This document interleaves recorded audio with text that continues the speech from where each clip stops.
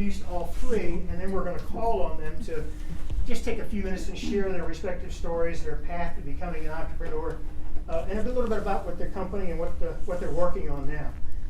Keisha Moore is the owner-founder of the award-winning 8-year-old company Hummingbird Dessert Boutique, specializing in macarons and desserts.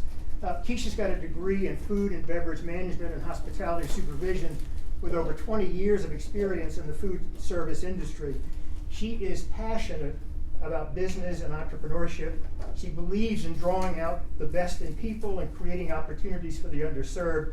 She's done a lot of work in this regard with organizations like the Boys and Girls Organizations, Ladies with a Mission, and various mentoring programs.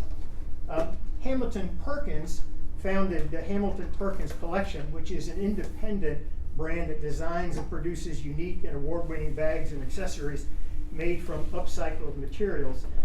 Each bag is made from pineapple leaf fiber, billboard vinyl, fabric banners, apparel, and other advertising waste. And the brand is currently offered in nearly 150 leading department stores and specialty stores in the United States, Canada, and Europe. In fact, they have transformed 800,000 bottles into bags and over 40,000 pounds of old signs into bags, with a goal of 10 million bottles and over 500,000 pounds. Hamilton was awarded a equity free grant as the winner of the Virginia Velocity Tour hosted by Village Capital and the Governor of Virginia. And he was also honored by the nonprofit Bee Lab, which named Hamilton Collection as the best bee for overall corporation in 2017. Hamilton has been mentioned in Forbes magazine, New York Times, Money magazine, the Washington Post. His past client work includes Hewlett-Packard, Nordstrom, Target, Dow Chemical, Oracle, Paramount Pictures, AMEX. You get the picture, Ellen. And our third panelist is Adrian Dews. Adrian, I hope I don't mispronounce, Championship. Yep. Is the name of the company. Okay. At 22 years old, Adrian and his close friends founded Championship. And after getting his bachelor's in business and marketing, Adrian has cultivated his business acumen. He and his team have pitched to over 100 investors. They've gotten flown out for meetings. They've competed at many local accelerators. They've done customer discovery courses, been approved for grants, raising an angel round of investment to building out an MVP that will be ready to deploy in a month's time. Adrian enjoys entrepreneurship and takes it very seriously, and he wants nothing more than to pave the way for the next generation of innovators that want their dreams to come into a reality. So join me in welcoming our panel, and you guys can take it in whatever order you want in terms of sharing your story, and then we're going to open it up for questions from you all. So we'll keep it informal and really looking forward to it. Thank you again for joining us. Thank you. Ladies first. Wow. Hi, I'm Keisha Moore, and I am the founder president of Hummingbird Dessert Boutique, which is a luxury dessert brand. Not to be confused with a bakery, because it's more than that. It's a company. We do a lot of corporate events, corporate shipping nationwide, and it is a way for me. You know, you've got to know what your thing is in business. I like creativity, and this is a way for me to express art. So dessert for me is a canvas. And our team, we work really diligently with flavor. We use locally and thoughtfully sourced ingredients for our product. And really for us, it's a way in which we get to be involved in different conversations. Dessert is a part of just about every function. And we have the ability to meet some really amazing people as a result of it.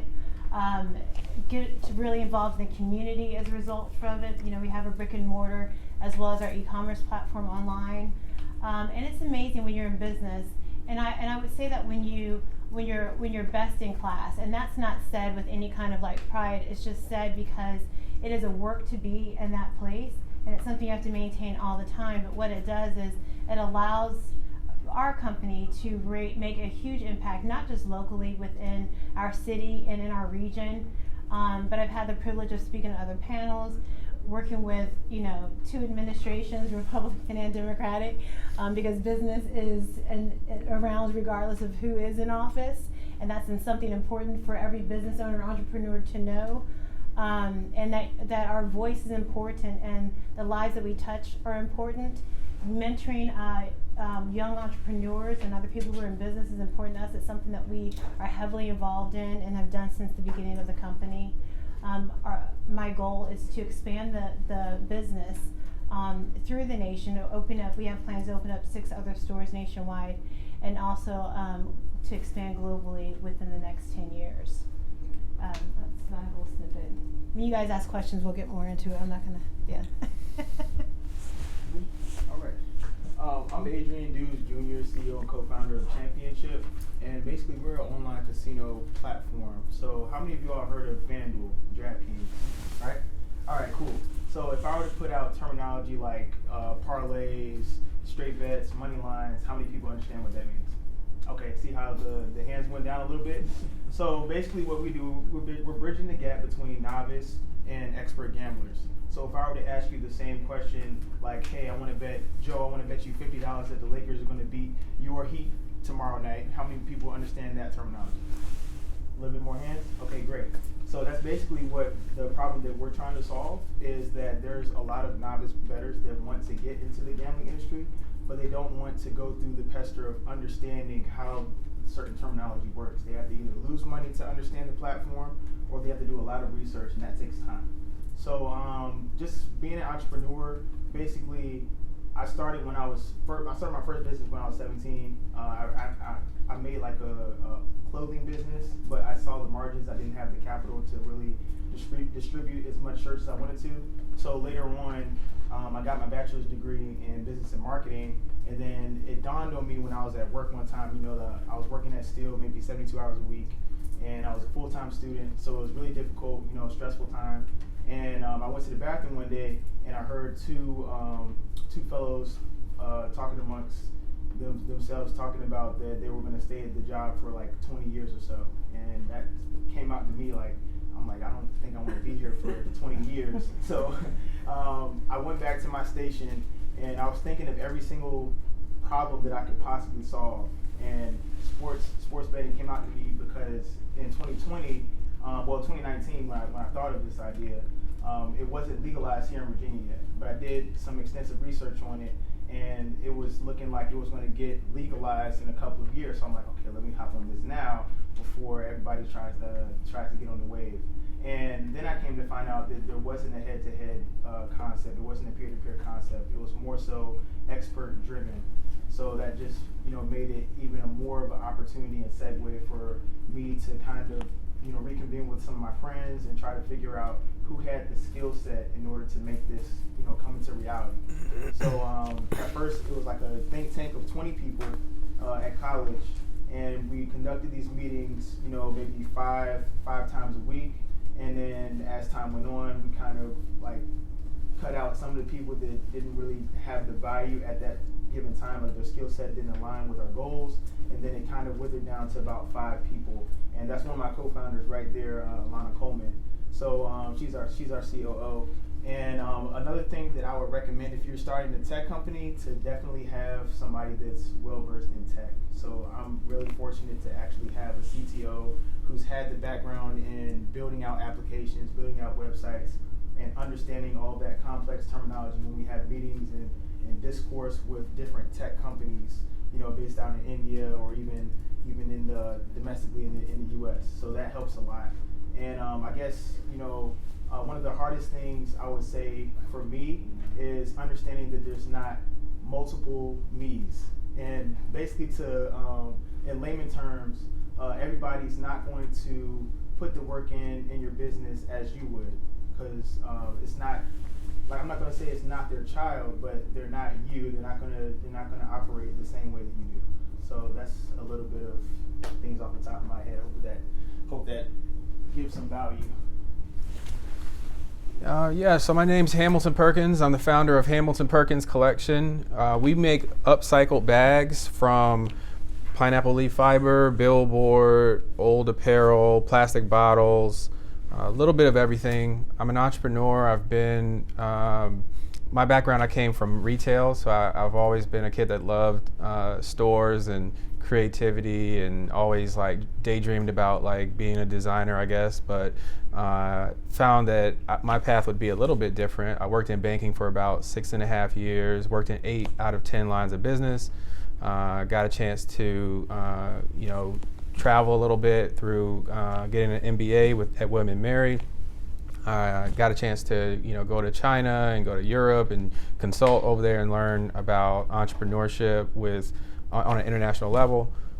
Came back to the States, ended up leaving my job, eventually launched a crowdfunding campaign. That's how we started. So we had a $10,000 goal. We hit the goal in about 6 days, shipped about $25,000 of pre-orders from that campaign, and launched our first brick and mortar pop-up at Bloomingdale's in 59th Street in New York City.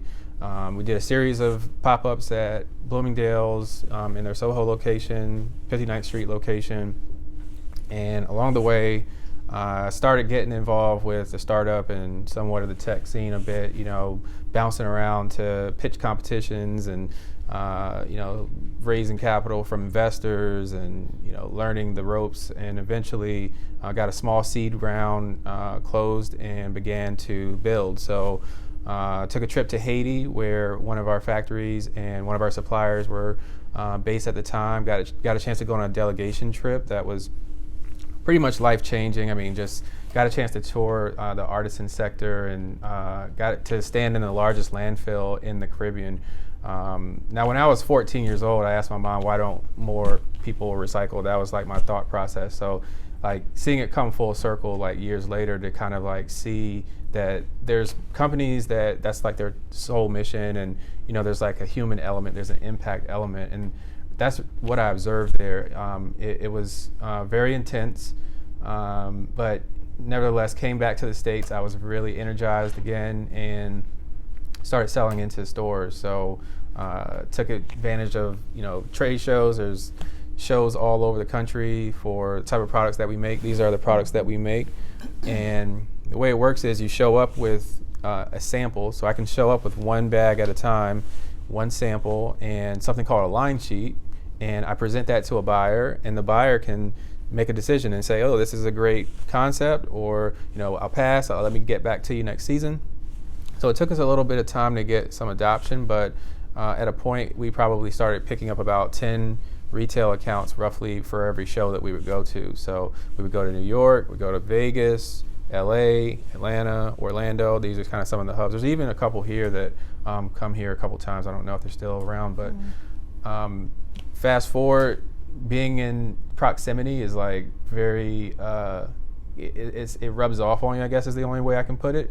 I stood in so many small business owners' stores that it just rubbed off on me. I'm like, why don't I open a store? And so we did. So we opened a store a few years ago. We opened a pop-up store that was really supposed to be an experiment. In fact, we hosted this event, 3 years ago now, and in our store, but we basically use it as a test bed. We learned so much. We learned about the customer. We learned why customers buy our products. We upcycled a lot of those numbers. I got to update those numbers, because that one store, we collected over 50,000 pounds of signs just in that one location for the duration of that pop-up. It ran for about, I'd say properly ran for about a year. It was open roughly for about maybe 15 months. With the crisis hitting, we decided that we would close and kind of focus more on our partnership business and the channel of, kind of like corporate development. So we work a lot with Fortune 500 companies. So we've worked on tons of projects from, Coachella, like doing projects for large organizations. We do stuff for agencies. We just recently shipped for Hanover Insurance. We work with a lot of financial institutions. We work with nonprofits. We work with a lot of companies here locally. We work with tons of organizations here. We work with Fest events here locally. We work with the zoo here locally, and so many more. Even individual customers will bring us their old signs sometimes. Sometimes they have a sailboat business, and so they have like tons of sails that they'll bring to us, and we'll upcycle those. So it really is, we just want to focus on the idea of like reusing, and pretty much 95% of our product is recycled, or I should say upcycled. We're trying to take it from the original value and add value. We're not necessarily just trying to have it be the same as when we received it. We're a small team. We got a designer, we got a social media person, we have someone helping with pictures and photography, and just general like virtual assistants. So really lean, and I think we probably can open it up for questions. I'll probably think of some other stuff. Sure. Terrific. Okay, we're going to go ahead and open it up for questions. Just go ahead and raise your hand, and if you don't mind, just identify yourself and what company you're interning for. And if there's a specific person you want to address the question to, or all three, let's just keep it informal and keep the conversation going. So, who wants to go first? Anybody have a burning question? Hello. Yes, ma'am. Thank you all for your presentation. My name is Aria Hill. I'm an architectural intern at WPA. I guess this would be for all of you. It was really great hearing all of your successes, but maybe some of you can share some of your mistakes you made and what you learned from starting a business so young. Of course. Well, I've got the most mistakes probably on the stage here. I don't know. Okay, sorry, I got sidetracked. So the question is, what mistakes have I made? So a lot of mistakes. I mean, I think about just not tracking not tracking textile purchase orders properly in the beginning, and it's their word and my word, and we're just like, okay, well, it was delivered. Well, was it delivered or not? And if you're not real, if I'm doing something that's more creative and design driven, and I'm not like actually seeing did the thing make it to the destination, and I'm not like having a system in place, that's a mistake. So there's mistakes like that can be costly. Mm-hmm. There are, I say like, I call it more, that's probably somewhat of a micro mistake. I think like larger mistakes that I would say I've made were, I don't feel like I read enough in the beginning. I think when I was like, like a younger person, like I feel like like when I came out of college, I felt like, okay, I'm kind of done with this chapter, so I'm selling all my books, and let's just learn in the real world. And I think there's a place for that, but I think if I could go back, I probably would have kept those books, and I probably would have bought even more books. Now my library is like, growing, but I think that's another, like, I'm not gonna say it's like a huge mistake, it's probably like a mid-tier mistake. And then I say just like largest mistake is not kind of already doing what you all are doing. Like, shout out to my Porter, Virginia crew over there. That's like, you guys are like, huddled up there. And like when we met, I got that connection. But it's putting yourself around people that are like doing what you want to do, and like are already maybe like, maybe to third base. They're almost to home. I think if I could go back, I would have put myself in more communities. Now I'm in a bunch of communities. So I hang out with all kinds of entrepreneurs that are better than me, smarter than me, raise more money than me, like mentors, just lots of people that have, they got their own mistakes that I can learn from. And so I would say that's probably the biggest mistake that I made, was just like trying to do it more solo, more all alone, versus like being in a community. I've made huge mistakes. Like, I've had major failures. So I'll tell you about the most recent mistake we had and what we had to do to correct it. So the goal for our company is that whatever it is, if we're shipping something, it's no matter what it takes to get to the end user, we will absolutely do it. And so we had a very large order for Ferguson Enterprises. They had 8 corporate national events across the country, and we shipped our product to each of those locations. Well, in May, we had a shipment that went out, and because the date in March and May were the same, and those MAR and MAY look similar, our team put in the destination to the March delivery and not to the May delivery. And so when we called to verify, the address, and we'd already shipped it, they were like, oh no, you mean that's going to Atlanta? So I had to get on a flight, and I hand delivered those macarons to Atlanta.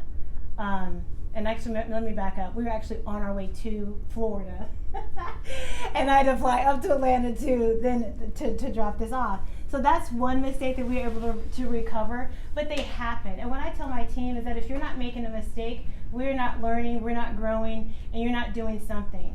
Our pursuit is not perfection, it is excellence. And excellence is something that you must maintain consistently over a period of time. That's one. I've learned that because I actually had a bistro before starting this company 12 years ago that started off really successful. We had some good press. There were some things that happened within the center that we were in, and so I ended up closing that business. When that happened, I felt like such a failure because when you're high and you feel like you're getting notoriety and then something like that happens, I literally was like, floor open up, swallow me up, and I don't ever want to mention this company ever again. And so when people are like, oh, didn't you own so-and-so? I'm like, who are they talking to? I'm like, no, I don't know who that person is. Are you kidding? And so it was like a really big deal. I went into litigation. So I'll just give you a brief story about this because at some point, one of my mentors said that at some point in business, you will enter into litigation. It may be big, it may be small. And so we opened up inside the shopping center, and we had an agreement because we were a small startup that there could not be another food business open up in the shopping center because it's hard already to navigate it. There are already like 3 other food places in there, and they're like, absolutely not, we're going to put retail in, blah, blah, blah. They began to get into trouble, the shopping center financially, and brought in a larger food company literally 2 doors down from us doing the same thing. When that happened, our sales dropped, and as hard as we worked, it was just really hard to overcome what that was at the time. And so that company then went into foreclosure in their shopping center, sued every tenant, and for different things. At that point, because like you, was young, didn't know about, underfunded in some ways, but just really up against the wall in a lot of other ways, I got sued by that company and Bank of America in the same month for $250,000. And that was a lot to deal with at that time. I countersued. So it's good to have an attorney and you're next with you. The first thing that I did when I opened up my company, both of them, is I had an accountant and an attorney. And so I had an attorney who was very good. We countersued for breach of contract. Bank of America immediately pulled away and they did not pursue it. But I still went into litigation with the other company. And we won that lawsuit, but it was a lot of work. At the time that was happening, I also opened up my current company. I, as a result of litigation, also had to reform my former company in order to pursue that. And so within 2 months, I was closing a company and opening a company at the same time. So, so that ended up being my biggest failure and I guess my greatest success. But it is real, it happens, and I think I would say to you all is that failure is going to happen. The biggest stress you're going to put yourself under is to think that it's not. So if you can just get that out of the way right away, and however that comes, you will be able to deal with it if you set yourself with resiliency and tenacity to know that you're going to make it no matter what it takes. Some failures, though, are necessary. That may not be the company that takes you to the finish line. Be okay with that. You've had other failures in your life. None of us have made it this far and not had some kind of thing that happened, right? Business is the same thing. It's life happening, just in another form. So thank you for asking that question. I'm vulnerable now. I can talk about it. Now when people say, oh, did you own Terrabin? I'm like, yeah, this is what happened there because now I'm on the other side of it, but that's real. So. Yeah, so just to piggyback off of what she said, I look at mistakes as learning lessons, and the more learning lessons you get, the more knowledge you're going to obtain, especially in entrepreneurship. So you should be looking forward to mistakes because it's going to build character. It's also going to build up your foundation in your company. Fortunately for us, we haven't had too many Huge learning lessons, but I guess the number one I can think of is when we first started, we didn't really understand that law firms are businesses and these people are like hyenas. So they were exploiting us. We're a young company. I would definitely recommend doing as much research as you can before you reach out to a law firm and ask them to do the research, because you can't monitor their billable hours. You can't do anything. They're just going to tell you, hey, we work 70 hours on this, I'm charging $375 an hour, and then they'll send you an invoice. And just to even go further on that, I remember one lady had the audacity to call me and introduce herself, and that's all she did, and she charged me $70. I called her back and I was like, take it off the bill. And she took it off. But yeah, they'll try to pull things like that. And we ended up having to pay like $15,000. And some of the research was something that some things that we didn't find out on the internet. But a lot of it was stuff that was just open to the general public. So we didn't really see anything that was special that they did. So that's $15,000 that just came out of our pocket. That could have been allocated towards something more reasonable. But fortunately for our company, we were able to surround ourselves with mentors.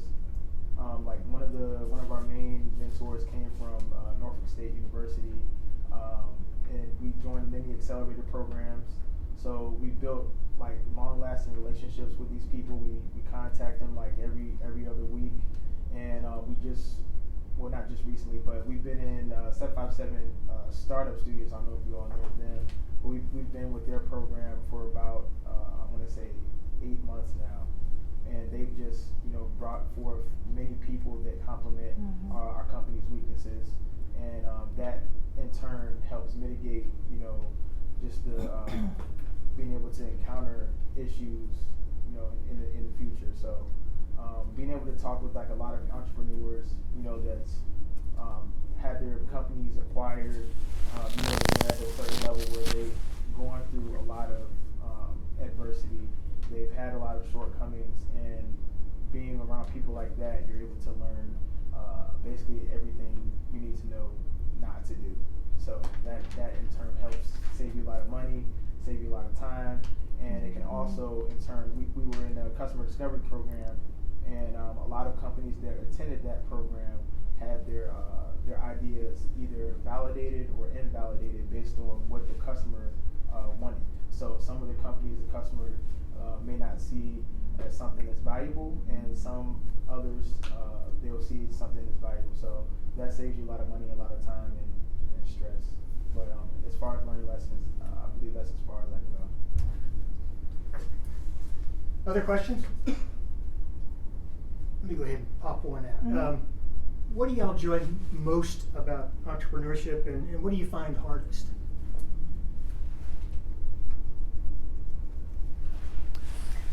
So what I enjoy most about entrepreneurship is the impact that you get to make. Business is purposeful, it should be. And whether it's, something you create or your resource that you use to make transformational decisions, it's really important. And the fact that you create money and jobs off of an idea. I tell my team just when we're having meetings, everything, you're sitting in a chair that was somebody's idea, the carpet, everything in here was someone's idea that produced money. This was paid for, and that's something, to be able to do that and have a mind to do that is powerful. Everyone is not designed should not be an entrepreneur. It takes, again, like I said, a lot of tenacity, a lot of resiliency, making the right connections, and even sometimes making the wrong connections. I've learned that in life, you can look for the good in everything, even though at first it may not appear that way. And then just shout out to Hamilton. This guy right here is the smartest man I've ever met. He's real low key, but I met Hamilton because we were we did a photo shoot together. You make me blush. But no joke. Listen, we have had conversations, and I'm like, I'm better because I know you. He and his wife are amazing. But surround yourself with people who are like this. What book are you reading? Those kind of challenges, you need to be challenged all the time, because there are times when I find myself you can, like, you're doing so much that you can kind of get in the doldrums and you get in your own little bubble. And it's good to have people around who are doing things. So you're like, oh my gosh, they're running. You know, I gotta catch up. And so that is the greatest thing. What was the other question, Barry?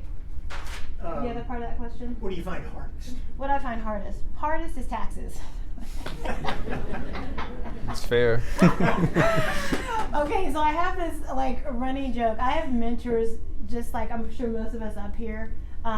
Definitely find mentors who are like in another stratosphere. It will definitely take you far in great organizations, and Barry knows like Greater Norfolk Corporation. You know, there's just people who surround you and really build you up. The hardest thing though really is when you realize your money is not your own. So as much as I said, it's like, you know, you make the money, but the government has a lot of oversight in your money. And so like literally they track everything you spend that you bring in. And so my biggest thing for me is it's like, but I made the money, now I'm like giving away like 40% of it. And so, you know, there's like that whole thing, but it really is a mind spin because you're working hard and it's something you just have to deal with, but it's a reality dealing with money, employees, and the many things that go along with that. I have 10 employees now. At our highest, we had about 20 to 22. And so there are challenges there, even with HR involved. And so the hardest thing is going to have to be your mental dexterity. You need to keep your mind sharp. I had a conversation with a friend of mine who's a major in the Air Force, and we were talking about how people say most businesses fail in the first 3 years, right? Cash flow issues, work, and we were like, is this right here? If you don't have that together, all the other things that need your company to work, they're not going to work anyway. Because this has caused more people to close than any other thing. What it takes to be in business mentally is like running a marathon every day. You should know that up front and then decide I'm willing to do it. Anyone else?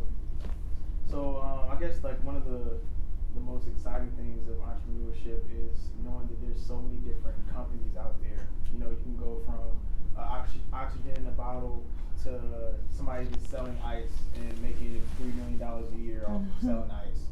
So just being able to meet so many different innovators and people that have like I have ADHD, so I have a constant distillation of thoughts like all the time. And being able to translate that into entrepreneurship and meeting people with the same kind of backstory as me is inspiring. So, and then just to go on some of the hardest things to deal with is, again, like I was saying earlier, being able to understand that there's only one you. So in order to really optimize, the output of your team, you have to really understand people. And you have to be able to, complement their weaknesses, understand their weaknesses, and understand your own weaknesses, and making sure that they're able to complement those. So being able to find your team, put the right frameworks and systems in place in order to continue to build that foundation up. And then once you get your investors, your mentors, then they will be able to provide more resources to help your company just shoot to the stars.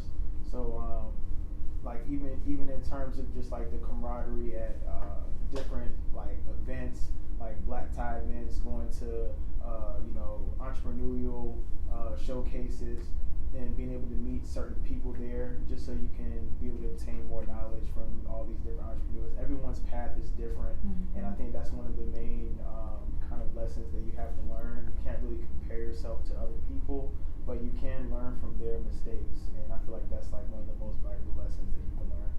Yeah, that's good. Yeah, I think, so the question is, what's the favorite thing about entrepreneurship?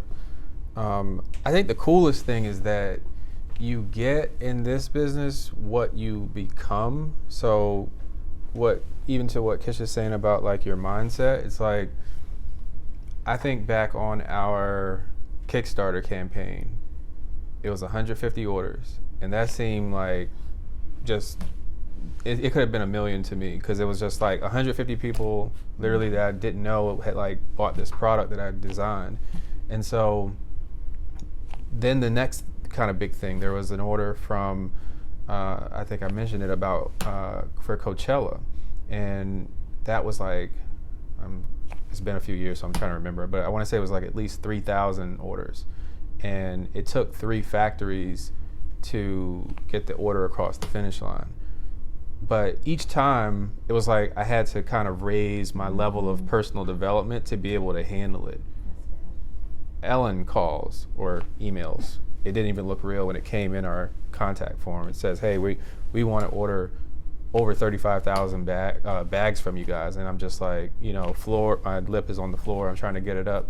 And I thought it was fake, by the way. I thought someone was like trying to like spam me or like gonna get me to do some like 2-factor authentication, gonna steal my password and something, because that happens too. But anyway, had to grow to be able to ship that. Had to grow to be able to. I don't necessarily have a team in-house, but just like I look at my factory network as like, those are like my leadership team. That's like my generals, because I'm dealing with all the factory owners at this point. And so again, it was just cool, because had I not grown in the situation for that Coachella order a few years ago, when it was very stressful, I wouldn't have been able to handle the Ellen order. And the Ellen order has prepared us for the next thing. And it's just this continuation. I'd say it's probably a double-edged sword. So what's like, the hardest part, I would say for me is probably, I don't want to say comparison, but I think just like managing one's own expectations and running your own race. And it probably is like a subtle, hard thing, because it's easy when your friends are like, "Oh yeah, no, we're going to Outer Banks this weekend. Like, you trying to go pull up?" Like, no, like I'm working, or we're going up to New York, and then we're gonna go to Coachella. Like, we're gonna go to Burning Man. We're gonna go to Hampton. We're gonna go do something fun. And it just seems like everybody's PR in their best life. Like, everyone's like hopping off of private jets, and everyone's got like diamonds, and they're in like the coolest clubs. They're popping bottles, and it's just like, man, like, what am I doing? I'm in a landfill, like trying to like clean up. What is going on? So like, I'd say for me, that's probably the hardest thing. I think over the years I've gotten better with just practical things. Newsfeed eradicator. So if you haven't heard of that one, use it. Newsfeed eradicator, so you don't see stuff that you don't need to. Timers on social media. So I got all my apps have timers. I get locked out after a point, and that's just my reminder and wake up call to stop scrolling. So yeah, I think those are the 2 hardest things for me. Turning notifications off. Oh, all notifications off. Nothing. It's got to be like a fire pretty much to make it through. Like, I can't just have constant pinging, because it just takes you away. I mean, I mean, Cal Newport writes good work on this called Deep Work. He talks about just blocking things off. I mean, even at this point, I can't do anything like meaningful during the day. Like, all my deep work comes at night. Like, during the day, I'm responding to emails. I'm trying to, like, put out different fires. By the end of the day, everyone's like, they're at Coachella, I guess, and they're at events and stuff. But it gives me time to just sit back and, do meaningful work, like really push the ball forward. That's good. I think it's important that, it is a discipline. So I just met Andre, right, today, Adrian. Hamilton's going to get mad because I'm going to hype him up again, but this guy's the most disciplined person I've ever met in my life.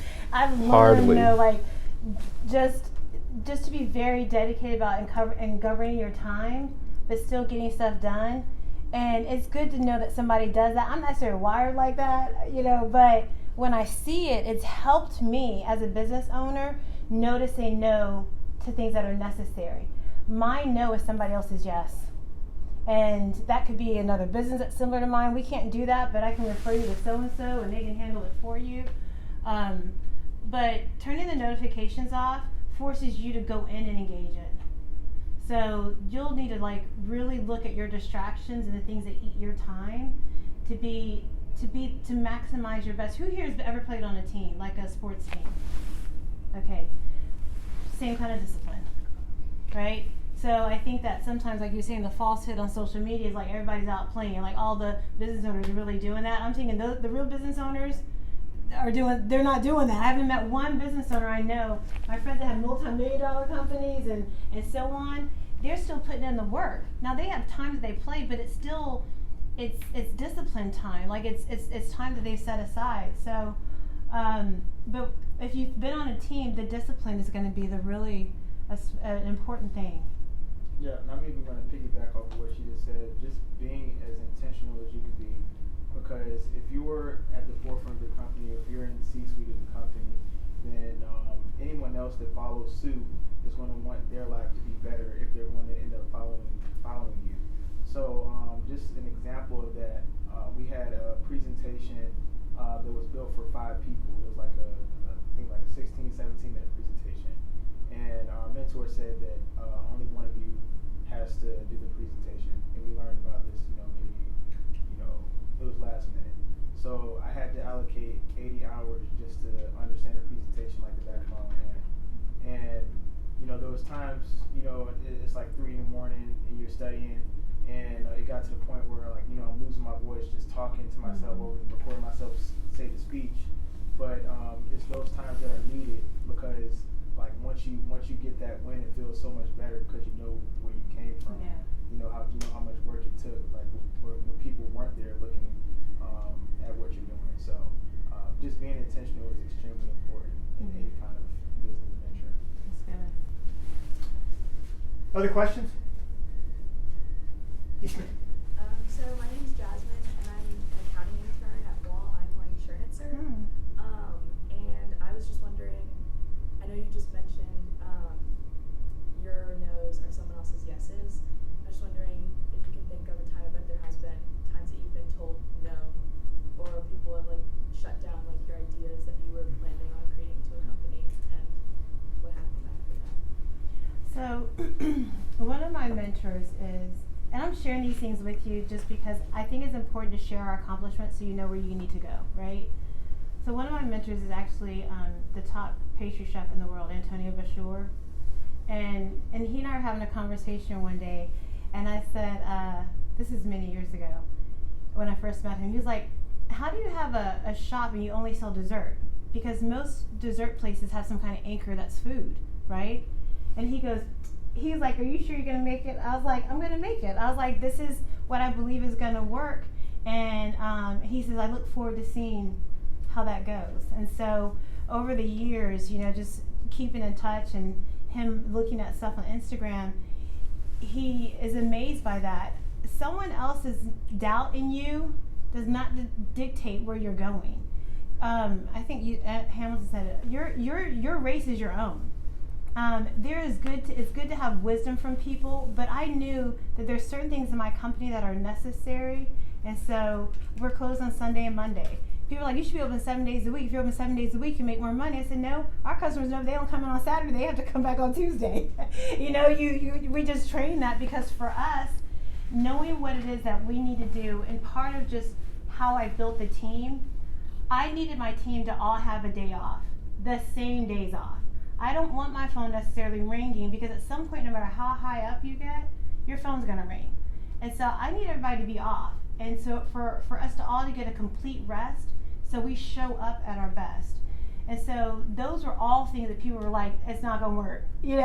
How's that gonna play out? How's that gonna play out?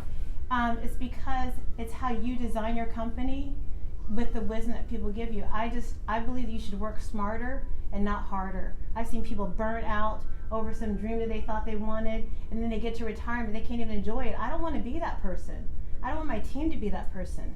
I want my team to know that they're valued, respected, and I got to do that.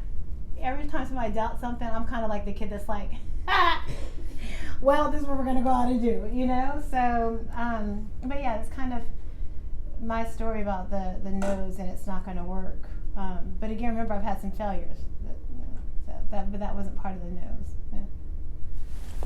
Yeah. And just so I can recap, so the question was about how you turn a no to yes. Yes, yeah. Got it. Mm-hmm. Yeah, I think it's industry. It could determine, like, it could matter on the industry. You know, for example, like one thing I noticed, you know, in other industries, like let's say like real estate or something, you know, if a hard money lender tells you no, that might be a sign that might be that's a tough deal to try to work on. But you know, like for like our like active space, like what we do, I mean, it's almost like if they say yes, it's almost too easy, you know, like because we like that's too easy because it's probably like already been picked over, you know. So we're trying to do stuff that like people, every factory that we work with and that we work with now, like they had never really worked with signs of any sort, you know. Like this is the actual stuff here.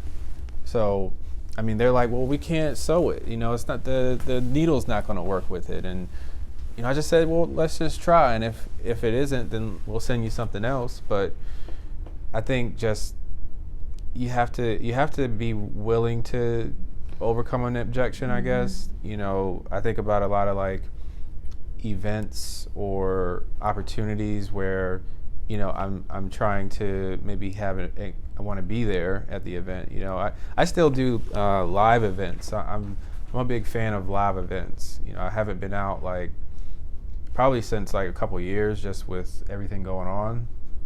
And so, you know, one example is like I found an event. This is one of the first events that I'm getting ready to do, coming back after like, you know, a long hiatus from it. And, you know, the initial answer to me was like, no, we're full. We don't have enough spaces.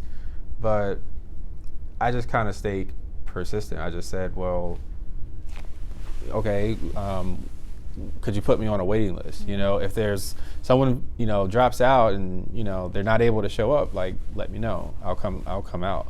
And, you know, that actually ended up happening. And, you know, that particular event, you know, wasn't like the biggest event in the world, but it created, you know, sales. It created customer relationships, leads. I think I even got a wholesale order out of it. You know, so it all depends on, you know, the situation. I think self-awareness, like, you know, look at what is it that, you know, what is your goal? You know, like, is your goal to, you know, I think you said you're in the accounting, you know, space. So like if you're doing something in that space, you know, is it going to be a lot of like red tape? I mean, I worked in banking, so I mean, we're kind of adjacent, you know, everything was always like no out of like compliance and risk purposes. Like we were told no, like, you know, because I used to work at a bank. I worked there for about 6.5 years, and I would just try stuff. Like I was like creating newsletters and trying to make like, you know, entrepreneurial companies. Like I was trying to do stuff, and it was always like, well, but the reason was, it just was like maybe, like they didn't know how it could be done. So sometimes you got to show people how it can be done. Yeah. And just get good at sales, I think, too, when it comes to that. Like there's a lot of good sales material that you can find on YouTube. There's lots of people that are just like ninjas with sales that you can learn. Even trying to think of this program. They've got them in every city. It's Sandler Selling, I want to say. Lots of, you know, just like really good, just strong, tried and true, proven sales templates, because the no's will come. I think anticipating and to what Adrian's saying is like even being intentional.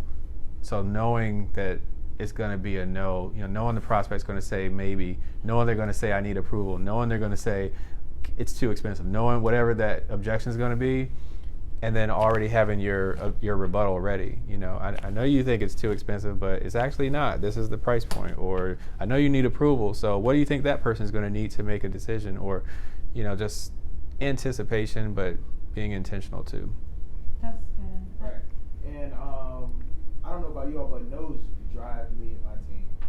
So our CFO just walked in maybe 30 minutes ago, but it took our company like, we got 90 no's before we got our first yes.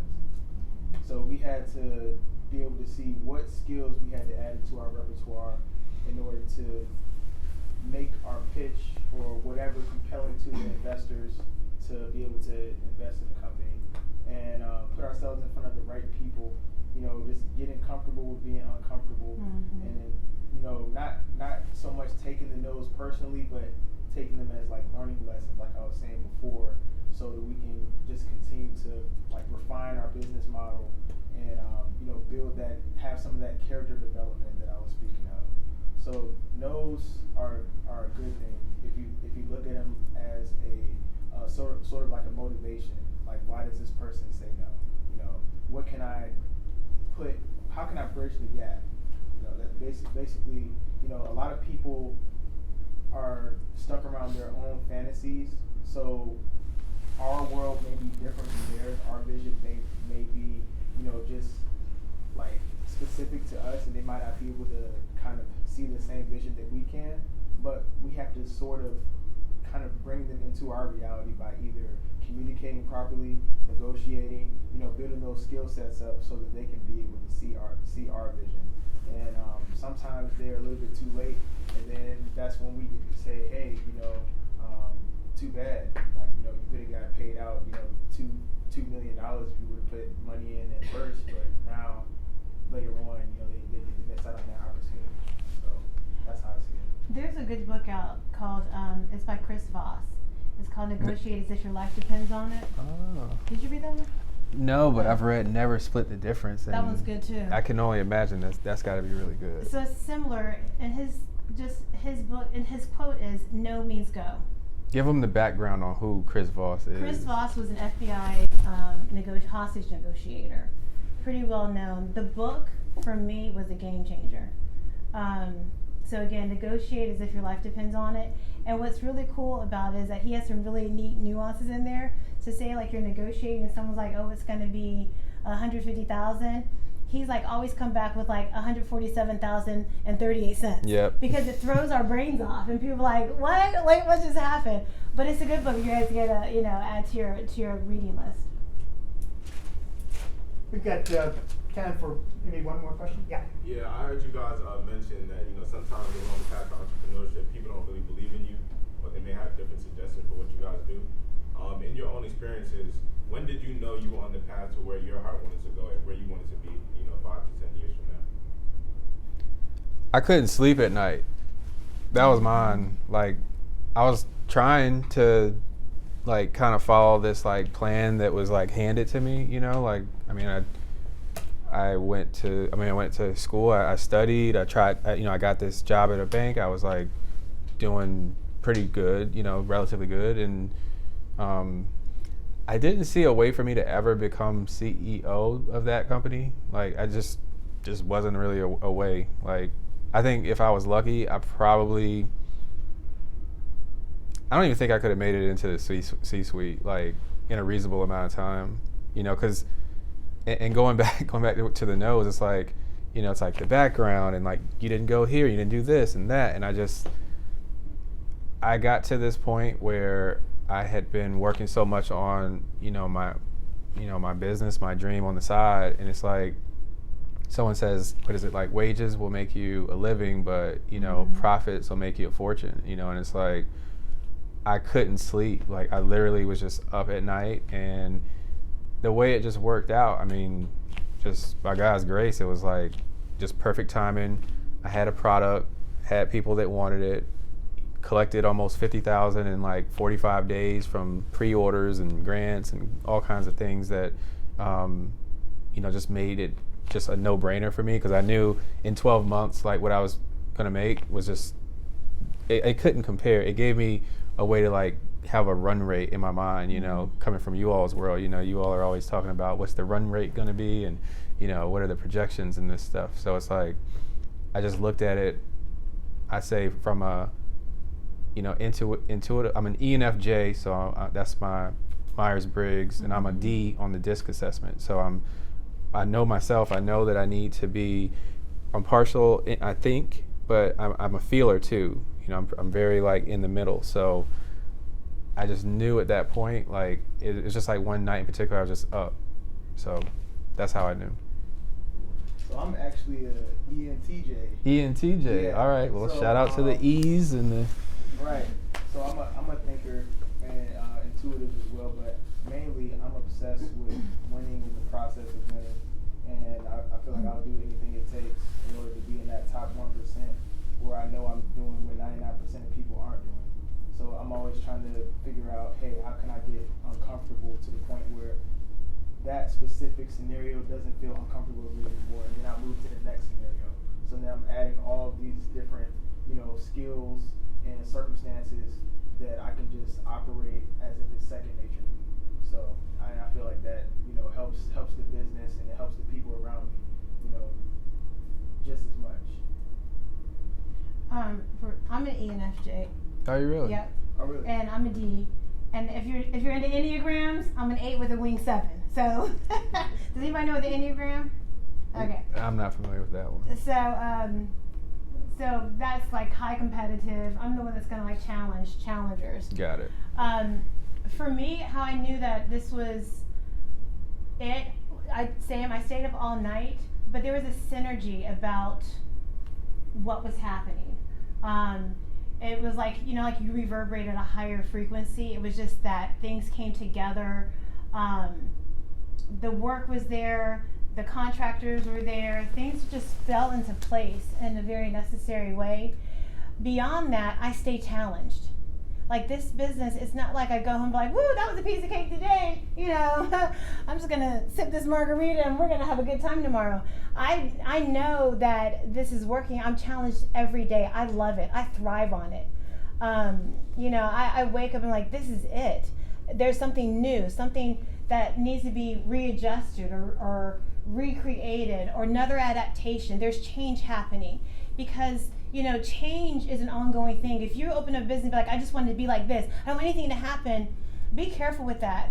The change is ongoing. And so that change, it excites me. I'm like, we're going someplace, we're doing something, we have projections, we have goals, and they're in place, and it feels just amazing. The people we get to connect to, everything that comes into it, it's such an amazing journey. Like, even sometimes the bad that happens, everything about it is like, I see the splendor in that day. This thing fell apart, but to find that one good thing and know, like in your soul, I was born to run a company.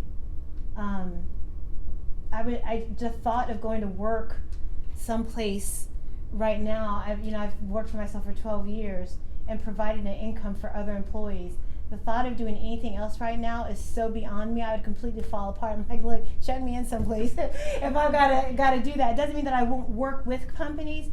Just the thought of working for a company and not being able to have that creative ability to grow something would completely shut me down. How about a round of applause for our panel? Let me just real quickly share a couple of maybe takeaways that I wrote down from this. I know some of you are thinking, well, I'm not really cut out to be an entrepreneur, I'm not going to be an entrepreneur.